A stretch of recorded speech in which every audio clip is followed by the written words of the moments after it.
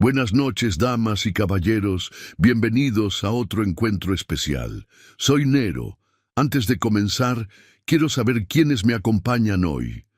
Comenten desde dónde están viendo y qué hora es por allá. Bueno, vayamos con el primer relato.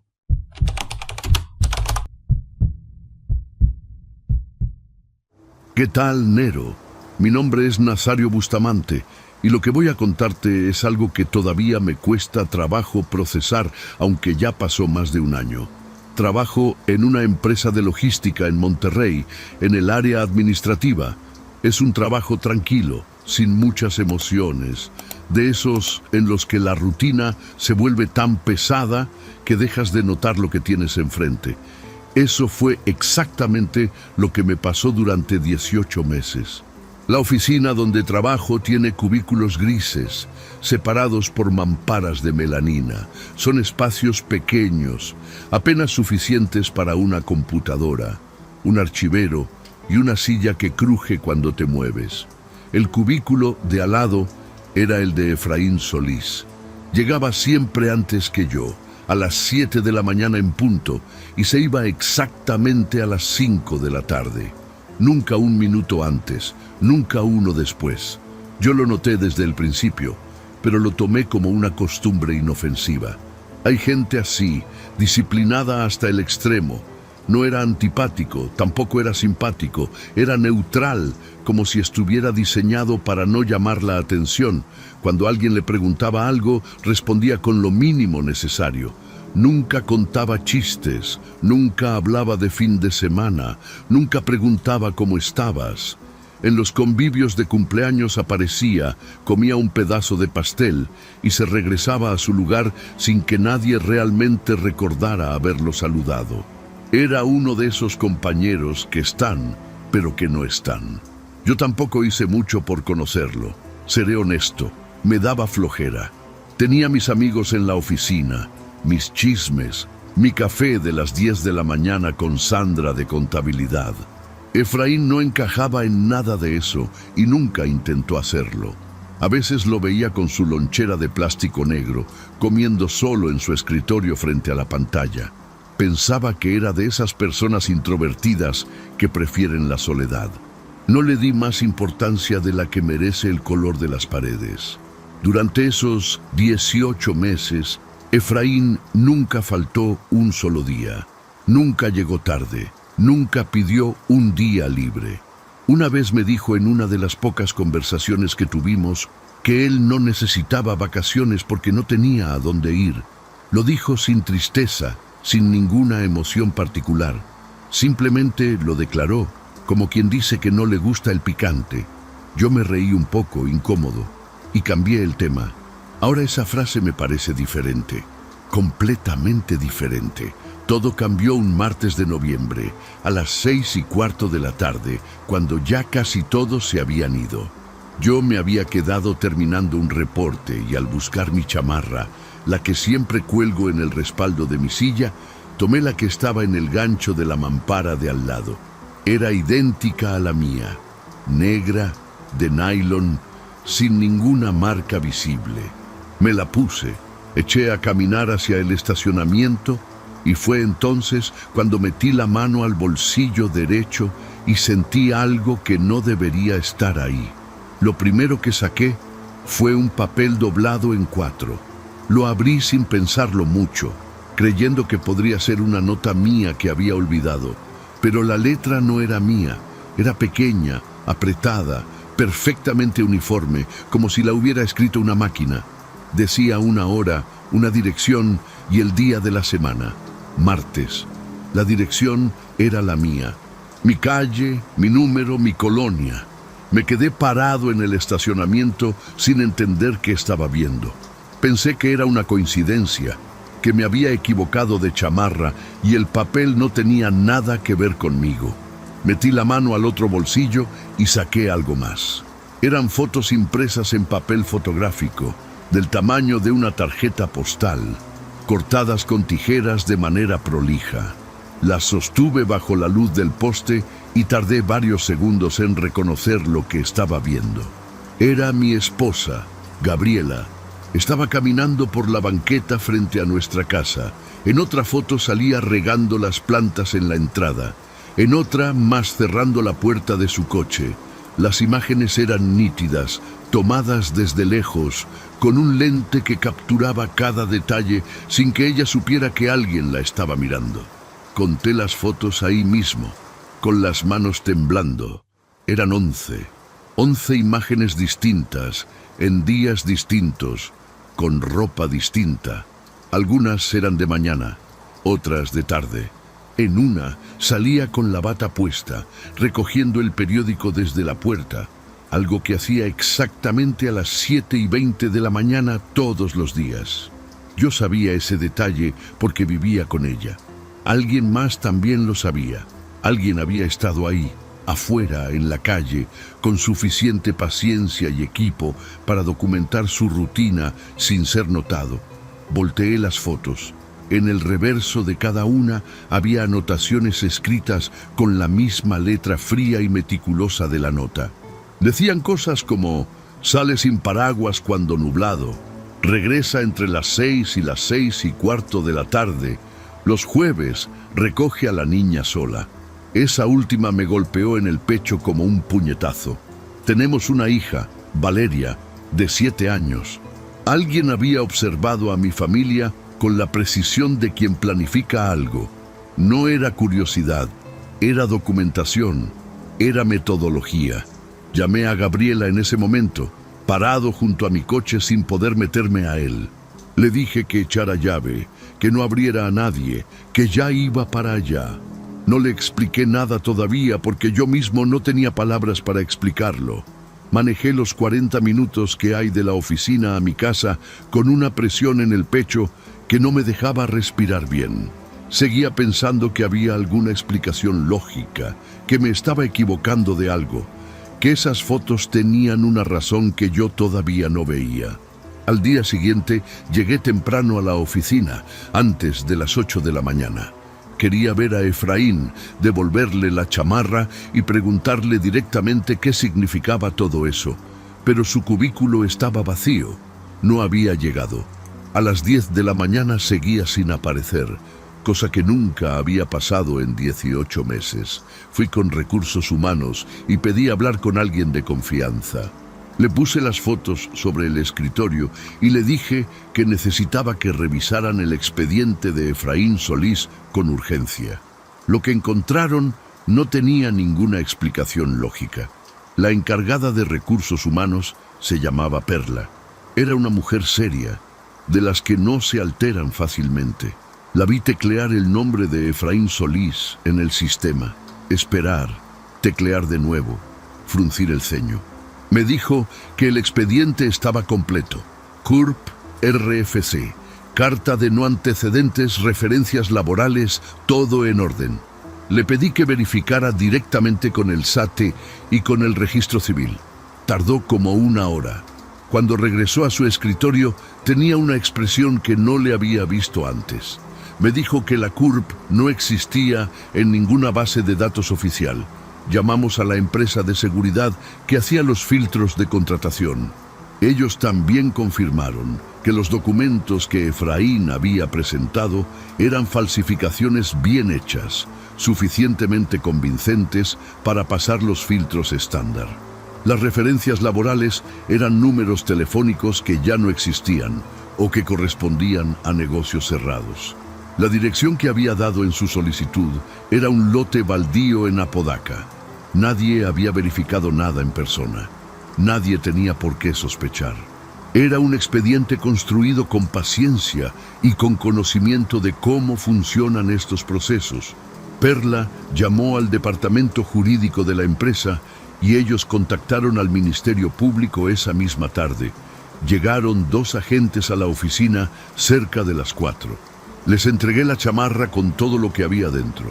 Uno de ellos, un hombre de unos 50 años con cara de no dormir bien, revisó las fotos en silencio. Las volteó, leyó las anotaciones del reverso y me pidió que esperara afuera.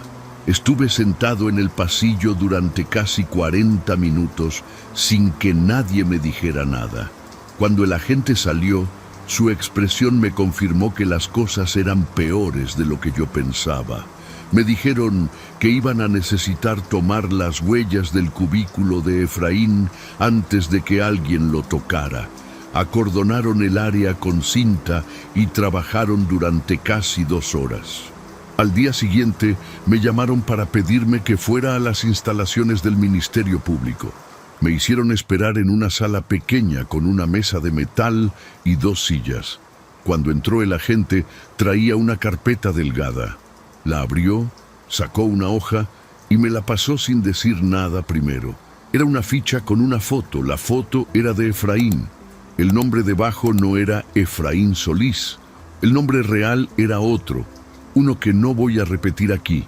Pero lo que sí me dijeron es que era un hombre buscado en 4 estados del norte del país: Tamaulipas, Coahuila, Chihuahua y Nuevo León. 11 víctimas confirmadas en un periodo de 9 años.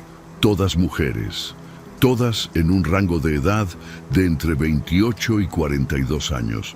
Gabriela tiene 37. El agente me explicó que el patrón siempre era el mismo. Primero las observaba, las fotografiaba, documentaba su rutina durante semanas o meses. Después actuaba. Ninguna había sobrevivido para contarlo. Me quedé sin palabras durante un buen rato. El agente me dijo que iban a poner vigilancia en mi casa de manera inmediata y que necesitaban que Gabriela y Valeria se quedaran en un lugar distinto por tiempo indefinido. Me preguntó si tenían familia fuera de Monterrey. Asentí sin pensar. Me preguntó también desde cuándo creía yo que Efraín había estado observando a mi familia. No supe qué responder. Solo supe que había compartido una pared de melanina con ese hombre durante 18 meses y que en todo ese tiempo jamás sospeché nada. Esa misma noche llevé a Gabriela y a Valeria a casa de mis suegros en Saltillo. No les expliqué todo de inmediato. Le dije a Gabriela que había un problema de seguridad relacionado con alguien del trabajo y que era precaución mientras las autoridades resolvían la situación. Ella me conoce bien y supo que había algo más, pero no insistió esa noche. Valeria se durmió en el coche cerca de Montemorelos, abrazada a su mochila rosada, sin saber nada. Verla dormir así me partió algo por dentro que todavía no termina de sanar. Los siguientes días fueron una mezcla de declaraciones, llamadas telefónicas y esperas interminables en oficinas frías. El agente que llevaba el caso me mantuvo informado dentro de lo que le permitían los protocolos. Me dijo que habían rastreado el cuarto donde Efraín vivía, una habitación rentada en una vecindad del centro de Monterrey. Cuando entraron, ya estaba vacío. La cama tendida, el baño limpio, sin basura, sin ropa, sin nada personal. Solo dejó una cosa, un gancho de metal en la pared, del tipo que se usa para colgar chamarras. En el cuarto encontraron marcas en el piso, círculos pequeños dejados por las patas de un tripié. Y en el alféizar de la ventana que daba hacia la calle, había raspones en la pintura consistentes con el apoyo repetido de un lente telescópico. Había estado usando esa habitación para observar, para practicar, para perfeccionar algo. No encontraron más fotos, no encontraron documentos, no encontraron nada que pudiera usarse como evidencia adicional. Era como si supiera exactamente qué dejar y qué llevarse. Como si ya hubiera hecho esto antes muchas veces. Nunca lo capturaron. El agente me llamó 3 meses después para decirme que el caso seguía abierto, pero que no tenían pistas activas. Que si yo recibía cualquier contacto o notaba algo inusual, debía llamarle de inmediato. Le pregunté directamente si creía que representaba un peligro para mi familia. Hubo una pausa antes de que respondiera. Me dijo que tomara todas las precauciones posibles. Eso no era un no. Gabriela y Valeria estuvieron 4 meses en Saltillo. Cuando regresaron, cambié todas las cerraduras. Instalé cámaras y contraté a una empresa de seguridad privada. La vida volvió a una especie de normalidad, aunque esa palabra ya no significa lo mismo para mí. Gabriela sabe todo ahora. Lo tomó mejor de lo que esperaba, o al menos así lo decidió por Valeria. Algunas noches la encuentro parada frente a la ventana de la cocina, mirando hacia la calle sin decir nada. Nunca me pregunta qué estoy pensando en esos momentos, y yo tampoco le pregunto a ella. Hay cosas que los dos sabemos y que preferimos no nombrar en voz alta, porque nombrarlas les da un peso que no siempre se puede cargar. Dejé ese trabajo 2 meses después de todo. No podía entrar a esa oficina sin mirar el cubículo vacío de al lado. Conseguí otro empleo, en una empresa más pequeña, con menos gente. A veces, cuando llega alguien nuevo y es callado y puntual y no habla de su vida personal, siento algo moverse en el estómago. Lo observo sin que se note.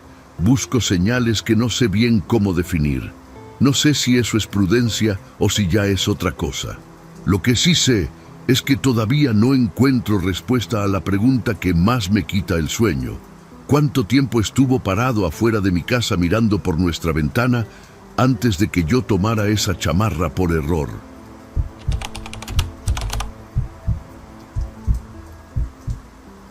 Buenas, Nero. Mi nombre es Primitivo Garza y lo que voy a contarles pasó hace casi 1 año. Todavía me cuesta hablar de esto con calma, porque hay partes que no tienen explicación lógica y yo soy técnico industrial, no soy de los que creen en cosas raras. Todo empezó cuando me ascendieron en la planta, un ascenso que en ese momento creí que era simplemente lo que me tocaba después de años de trabajo duro y entrega. Llevo 14 años trabajando en la planta procesadora de Monterrey. No voy a dar el nombre porque todavía trabajo allí y no quiero broncas. Es una planta grande, con varios sectores de producción, maquinaria pesada, turnos rotativos. El tipo de lugar donde si te descuidas un segundo, puedes perder una mano o algo peor. Conocía cada rincón, cada válvula, cada tubería. Me sabía el lugar de memoria, como si fuera mi propia casa. Eso me costó años de experiencia. El ascenso llegó en febrero. Me nombraron supervisor técnico de turno, que era el puesto que todos sabíamos que se iba a abrir cuando el ingeniero Torres se jubilara. Era un puesto importante, con responsabilidad real, más sueldo y sobre todo, reconocimiento. Yo creí que era mérito. El ingeniero Torres mismo me lo había dicho antes de irse. Tú eres el más preparado aquí, Primitivo. Eso me llenó de orgullo, no voy a mentir. El problema fue Cástulo Medrano. Él llevaba 17 años en la planta, 3 más que yo. Era el técnico más antiguo del lugar, conocía la maquinaria con los ojos cerrados y todo el mundo sabía que él quería ese puesto. Lo esperó años. Cuando anunciaron mi nombre en la junta del departamento, Cástulo se quedó callado. No dijo nada, no hizo ninguna escena, solo asintió con la cabeza y salió de la sala antes que todos los demás. Ese silencio me inquietó más que cualquier grito. Los primeros días después del anuncio, Cástulo siguió trabajando con normalidad. Me saludaba en los pasillos, respondía cuando le preguntaba algo técnico, hacía su trabajo sin quejarse. Pero yo empecé a notar lo diferente. Algo en sus ojos había cambiado, una frialdad que antes no estaba. Los compañeros también lo notaron. Miguel, uno de los técnicos del turno de la tarde, me dijo en privado: «Oye, Primitivo, cuídate. Cástulo está muy raro». Yo lo tomé como chisme de planta y no le di mucha importancia. Pasaron como 3 semanas así, con esa tensión callada que todos sentíamos, pero nadie nombraba. Cástulo seguía haciendo su trabajo, puntual, sin errores, sin palabras de más. Hasta que un lunes en la mañana, el técnico de mantenimiento nocturno encontró algo en el sector 3 que lo puso blanco del susto. Lo que encontró ese día cambió todo, y fue el inicio de la peor pesadilla que he vivido en mi vida. El técnico que encontró el problema se llamaba Rodrigo. Vino directo a buscarme esa mañana. antes de fichar su salida del turno nocturno. Tenía la cara descompuesta, como si hubiera visto algo que no sabía cómo explicar. Me dijo que había detectado una anomalía en la válvula de presión principal del sector 3 durante su ronda de revisión de las 6 de la mañana. Que algo no cuadraba con las lecturas y que cuando la revisó de cerca entendió que no era un fallo mecánico, era intencional. Fui al sector 3 con Rodrigo y con el ingeniero de guardia. La válvula estaba manipulada de una forma muy específica, muy técnica. No era algo que pudiera hacer cualquier persona de fuera, ni siquiera alguien con conocimientos básicos. Quien lo hizo sabía exactamente cómo funcionaba ese sistema, sabía cuánta presión aguantaba y sabía en qué punto exacto iba a ceder. La manipulación estaba diseñada para que la válvula fallara únicamente cuando el sistema alcanzara carga máxima. Y la carga máxima en ese sector ocurría siempre entre las 2 y las 3 de la tarde. A esa hora, en ese sector, normalmente había 4 técnicos trabajando. 4 personas que habrían estado exactamente debajo del punto de fallo cuando la válvula explotara. No quiero imaginar lo que hubiera pasado. He visto accidentes en plantas industriales. Sé lo que hace una válvula de presión cuando revienta en espacios cerrados. No hubieran tenido ninguna oportunidad. Lo que encontramos esa mañana no era un sabotaje menor. Era un intento de matar gente, calculado con frialdad. La gerencia cerró el sector 3 de inmediato y llamó a los de seguridad interna. Ese mismo día revisaron las cámaras del área y fue cuando apareció otro detalle que heló el ambiente. 2 días antes del hallazgo, alguien había rociado las lentes de todas las cámaras del sector 3 con spray negro. Las imágenes de esos 2 días eran completamente inútiles. Quien hizo esto sabía dónde estaban cada una de las cámaras, conocía sus ángulos, sabía cómo moverse en la planta sin ser visto. Era alguien de adentro, sin duda. La investigación de seguridad interna duró varios días. Revisaron accesos, horarios, registros de entrada a los sectores restringidos. Entrevistaron a varios trabajadores, entre ellos a mí. Yo les dije todo lo que sabía, que no era mucho, pero les mencioné el comportamiento de Cástulo en las últimas semanas. No fui el único. Otros compañeros también lo señalaron. Las evidencias circunstanciales fueron acumulándose. Cástulo tenía acceso a ese sector, conocía el sistema mejor que nadie, y su historial de entradas al área coincidía con los días en que cubrieron las cámaras. Nunca hubo una confesión. Cástulo negó todo hasta el final, pero las evidencias eran suficientes para que la empresa tomara una decisión.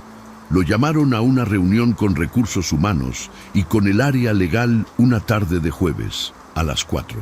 Yo no estuve en esa reunión, pero me contaron que Cástulo escuchó todo sin alterarse, sin levantar la voz, sin mostrar ninguna emoción.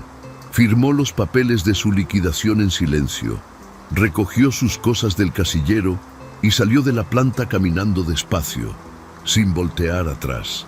Esa misma noche, cuando llegué a mi casa, traté de actuar con normalidad. Me preparé algo de cenar. Vi un rato la televisión. Hablé por teléfono con mi hermana, pero no podía quitarme a Cástulo de la cabeza. Esa imagen de él saliendo de la planta sin decir nada, sin mostrar enojo, sin reaccionar de ninguna forma visible, me seguía dando vueltas. Hay algo más perturbador en el silencio absoluto de una persona que en cualquier amenaza directa. El silencio de Cástulo ese día era denso, como cargado de algo que yo no podía leer. Me fui a dormir pasadas las 11 de la noche. Viví solo desde hace 4 años, desde que terminé con mi ex, así que en casa no había nadie más que yo. Cerré con llave la puerta principal. Pasé el seguro de la puerta trasera que da al patio, verifiqué las ventanas como lo hacía siempre. Todo estaba cerrado. Me acosté y tardé en dormirme, dando vueltas, pensando en el trabajo, en Cástulo, en lo que pudo haber pasado si Rodrigo no hubiera detectado esa válvula a tiempo, Eventualmente, el cansancio pudo más y me quedé dormido. Desperté a las 3:20 de la madrugada sin saber por qué.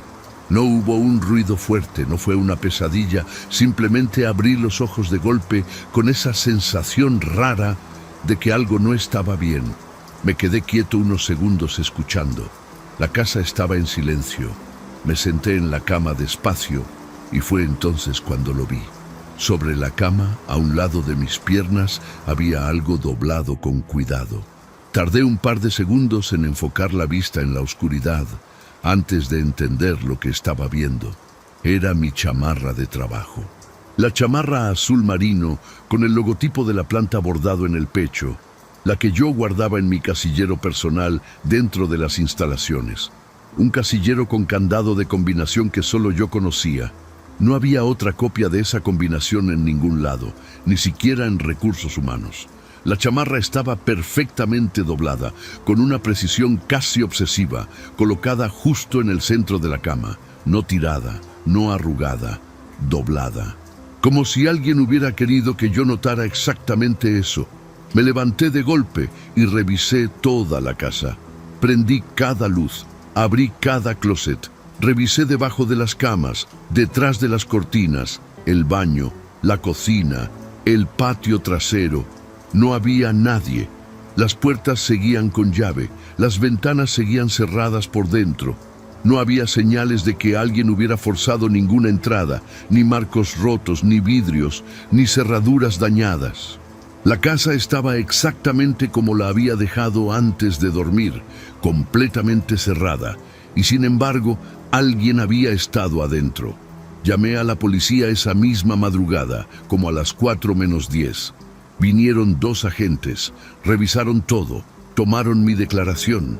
Cuando les mostré la chamarra y les expliqué de dónde venía, uno de ellos me preguntó si estaba seguro de no haberla traído yo mismo sin recordarlo. Le dije que no, que era imposible, que yo nunca sacaba esa chamarra de la planta. El otro agente revisó las cerraduras 2 veces y me dijo, con una calma que me resultó casi ofensiva: «No hay señales de entrada forzada, señor», como si eso explicara algo. Denuncié a Cástulo al día siguiente. Fui al Ministerio Público con la chamarra en una bolsa de plástico, con mi declaración escrita, con el reporte policial de esa madrugada y con toda la documentación del caso de sabotaje en la planta. El agente que me atendió escuchó todo con atención, tomó mis datos, registró la denuncia, me dijo que iban a localizar a Cástulo para interrogarlo. Salí de ahí sintiendo algo parecido al alivio, creyendo que el sistema iba a funcionar y que aquello iba a tener consecuencias reales para él. Las consecuencias no llegaron, al menos no las legales. Cástulo fue citado a declarar y negó cualquier relación con lo ocurrido en mi casa. Dijo que él no había entrado, que no sabía nada de ninguna chamarra, que era una acusación sin fundamento. Y técnicamente tenía razón en algo. No había pruebas directas que lo vincularan con el allanamiento. Sin huellas, sin cámaras, sin testigos, sin señales de entrada forzada, el caso se fue diluyendo solo. A los 2 meses me informaron que el expediente quedaba en pausa por falta de evidencia suficiente para proceder. Cambié todas las cerraduras de mi casa al día siguiente de lo ocurrido. Instalé una puerta de seguridad en la entrada principal, reforcé la puerta trasera, puse chapas adicionales en todas las ventanas y mandé instalar un sistema de cámaras exterior con grabación en la nube. También cambié el candado de mi casillero en la planta y pedí que quedara registrado en recursos humanos. Hice todo lo que estaba en mis manos para sentirme seguro. Dormí mejor durante algunas semanas, pero la pregunta nunca desapareció. Cástulo lleva 8 meses libre. Lo sé porque un compañero de la planta me dijo que lo vio en una ferretería del otro lado de la ciudad, en noviembre, comprando cosas con toda la calma del mundo. No me buscó, no me amenazó, no hubo ningún otro incidente desde aquella noche. Mi vida volvió a una rutina más o menos normal. Sigo trabajando en la planta, sigo en el mismo puesto, sigo haciendo mis rondas de revisión con más cuidado que antes. pero algo en mí cambió de forma permanente desde esa madrugada. Lo que más me afecta no es el miedo a que regrese, aunque ese miedo existe y no voy a fingir que no. Lo que más me afecta es no poder explicar cómo entró. Soy técnico industrial, vivo de entender cómo funcionan los sistemas, cómo fallan las cosas, qué causa qué. Necesito que las cosas tengan una explicación lógica para poder cerrarlas en mi cabeza. Y esto no la tiene. Revisé cada posibilidad. Llaves copiadas, cerraduras manipuladas, ventanas con fallo estructural. Nada. No encuentro la respuesta y eso es lo que no me deja estar en paz. A veces, cuando llego a casa en la noche y meto la llave en la cerradura, me detengo un segundo antes de abrir. Solo un segundo. Reviso mentalmente si todo está como lo dejé, si hay algo fuera de lugar, si hay alguna señal de que alguien estuvo ahí. Siempre está todo bien. Pero ese segundo de duda ya forma parte de mi rutina y sé que no va a desaparecer. Castulón no necesitó amenazarme con palabras ni con violencia directa. Le bastó doblar una chamarra sobre mi cama para meterse en mi cabeza para siempre. Si te está gustando el video, échame la mano con un gracias o hazte miembro del canal. Así me apoyas para seguir subiendo relatos de terror todos los días. Y como miembro, también recibes beneficios exclusivos. Ahora sí, vamos con el último relato.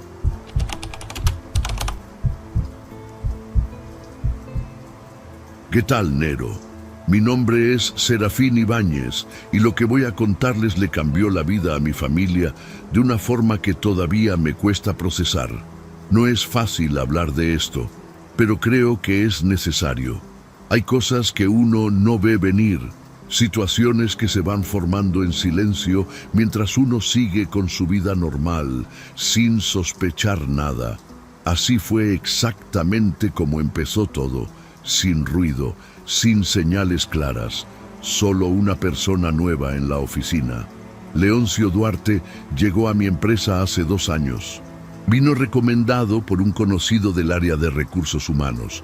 Tenía su currículum en orden y en las entrevistas se mostró tranquilo, educado, incluso agradable. Nadie habría dicho que había algo raro en él. Era de esas personas que saben exactamente cómo presentarse. Lo suficientemente sociable para no parecer frío, pero sin pasarse. Lo contratamos para el área administrativa sin pensarlo 2 veces. Un empleado más, eso creímos. Durante los primeros meses trabajó bien. Llegaba a tiempo, cumplía con lo que se le pedía, no daba problemas. Mis compañeros lo trataban con normalidad y él respondía igual. Era discreta su presencia, casi invisible. Y ahora entiendo que eso era parte de algo.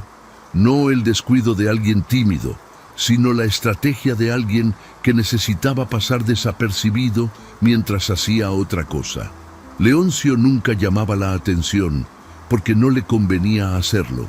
Estaba ocupado en algo más importante para él. Mi esposa Remedios me visitaba en la oficina de vez en cuando. No era algo frecuente, pero ocurría. Llegaba a dejarme el almuerzo o pasaba a recogerme cuando el coche estaba en el taller, cosas así. Yo la presentaba con naturalidad, como cualquier esposo lo haría. Era parte de mi vida y no tenía por qué ocultarla. Recuerdo haber notado que Leoncio siempre estaba atento cuando ella llegaba, pero en ese entonces lo interpreté como simple cortesía. Me equivoqué completamente. Remedios es una mujer tranquila, de rutinas muy marcadas. Va al mercado los martes y los viernes, tiene su gimnasio de siempre, visita a su mamá los domingos. Yo conocía sus horarios porque llevamos 12 años casados, pero nunca pensé que alguien más los estuviera aprendiendo de memoria desde afuera, sin que ella lo supiera, sin que yo me diera cuenta. Esa idea me resultaba tan ajena que jamás la consideré. Vivíamos en lo que creía era una vida ordinaria y completamente segura. Pasaron 8 meses antes de que algo me hiciera sospechar. Un compañero de trabajo me comentó, casi de pasada, que había visto a Leoncio cerca del gimnasio de Remedios una tarde que yo no estaba. Me dijo que le pareció raro porque ese gimnasio quedaba lejos de donde él vivía. En ese momento no le di demasiada importancia, pero algo se me quedó marcado en la cabeza. Una incomodidad pequeña, difícil de nombrar. Esa incomodidad no me iba a abandonar fácilmente. Después de lo que me contó mi compañero, empecé a prestar más atención a Leoncio sin que él se diera cuenta. Nada exagerado al principio, solo observar. Noté que cuando Remedios me mandaba mensajes al celular y yo respondía en voz alta, como uno hace sin pensar, él agudizaba el oído. También noté que preguntaba cosas sin parecer que preguntaba. ¿Ya se fue tu señora al gimnasio? Con tono de plática, como si fuera conversación normal entre compañeros. Yo respondía sin pensarlo. Eso me pesa todavía. Revisé con discreción su comportamiento durante las últimas semanas y encontré un patrón que me inquietó. Leoncio salía a comer siempre solo, nunca con nadie del equipo.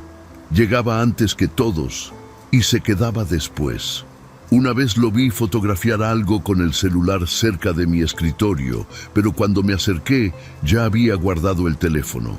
Me dijo que estaba revisando un correo.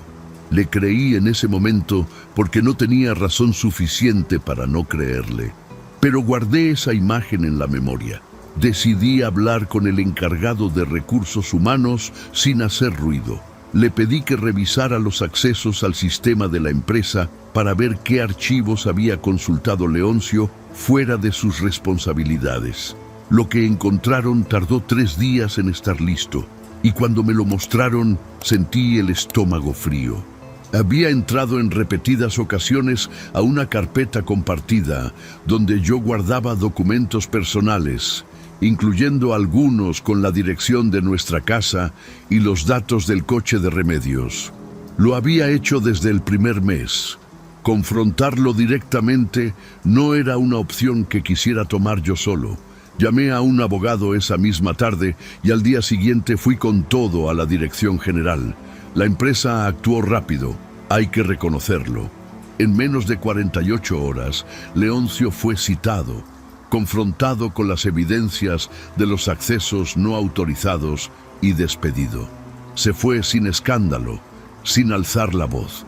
Firmó lo que tenía que firmar y salió caminando como si nada le importara demasiado.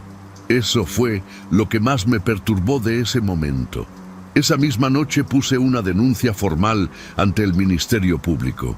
No sabía con exactitud qué había hecho Leoncio ni hasta dónde llegaba todo, pero los accesos ilegales al sistema eran suficiente para iniciar algo. Los agentes me escucharon con atención y tomaron los datos. Me dijeron que investigarían y que probablemente harían un cateo en su domicilio si el juez lo autorizaba. Remedios estaba sentada junto a mí mientras yo hablaba. La noté pálida, aunque en ese momento ninguno de los dos imaginaba lo que estaba por descubrirse. La autorización llegó 4 días después. Yo no estuve presente en el operativo, claro, pero el agente encargado me llamó esa tarde para informarme. Recuerdo que eran como las 6 de la tarde cuando sonó mi celular.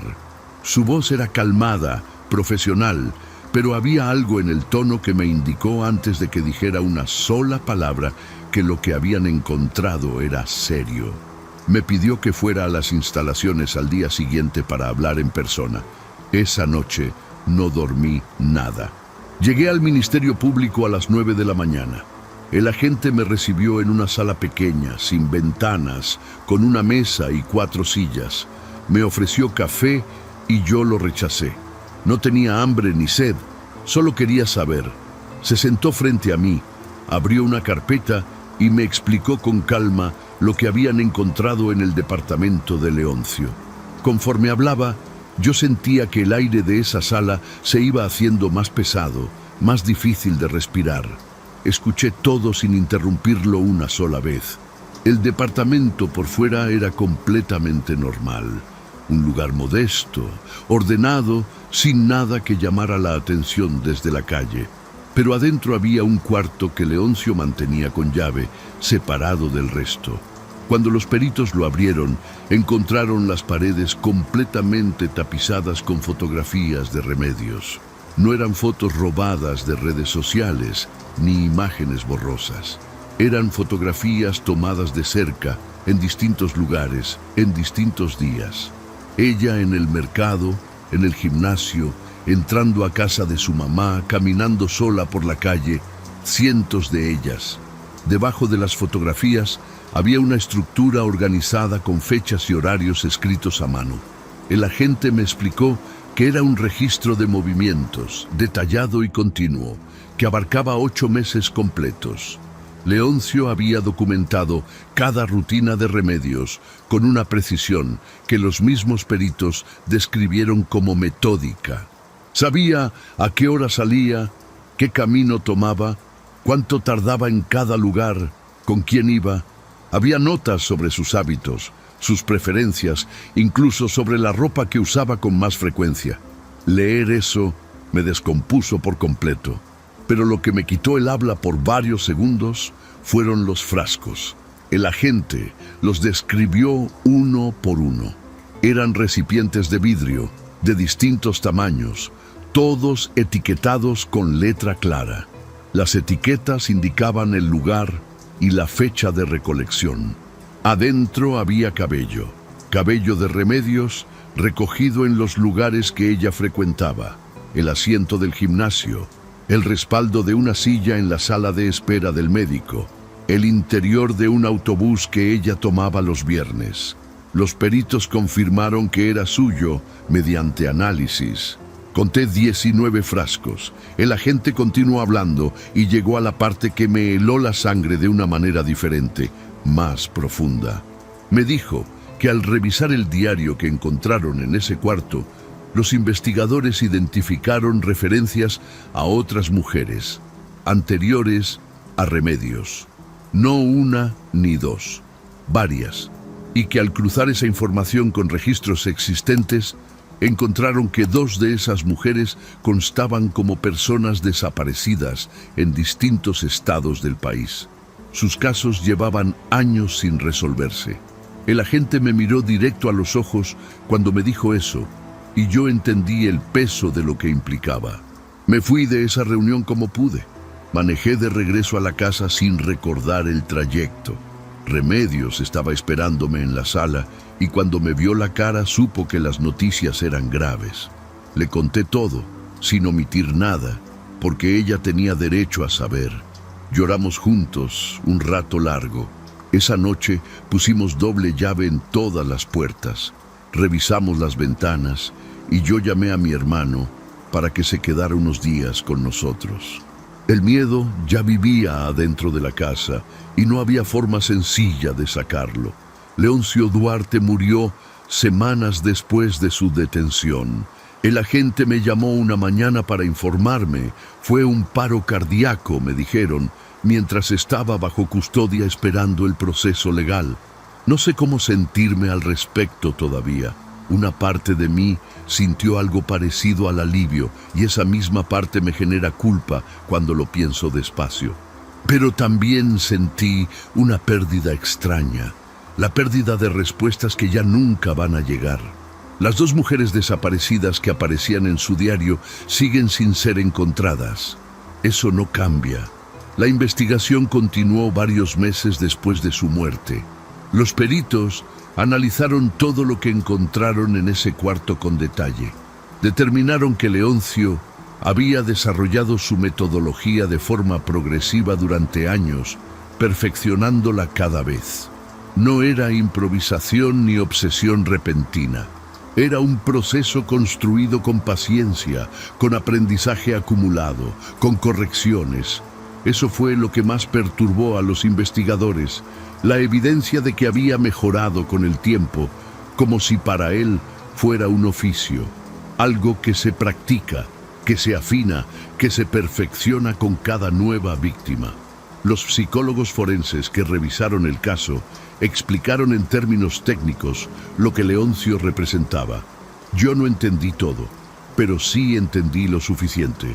Era alguien que había aprendido a funcionar dentro de espacios normales, a camuflarse entre personas comunes, a ganarse la confianza del entorno sin despertar sospechas. Había trabajado en otras empresas antes que en la mía. Había tenido referencias laborales reales.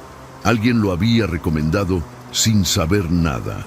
Eso me hizo pensar en cuántos lugares había pasado antes, cuántas vidas había rozado sin que nadie lo notara a tiempo. Remedios tomó terapia durante casi un año.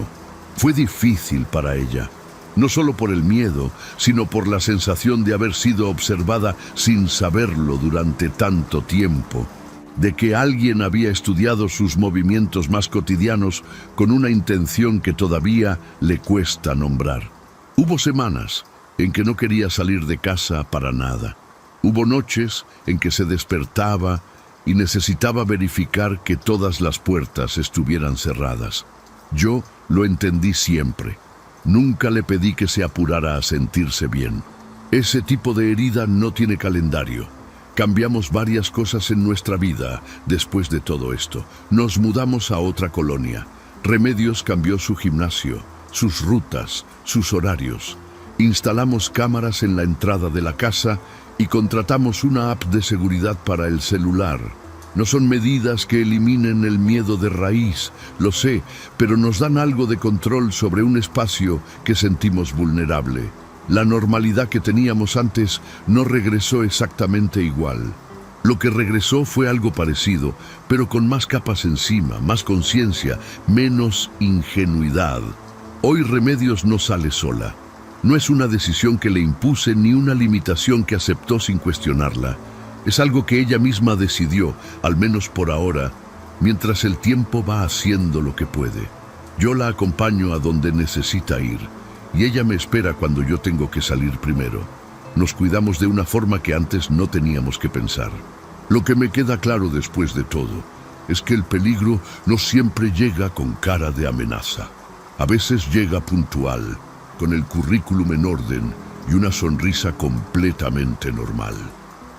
Gracias por llegar hasta aquí. En la pantalla tienes 2 videos más que seguro te van a encantar para seguir con el terror. Nos vemos en la próxima historia.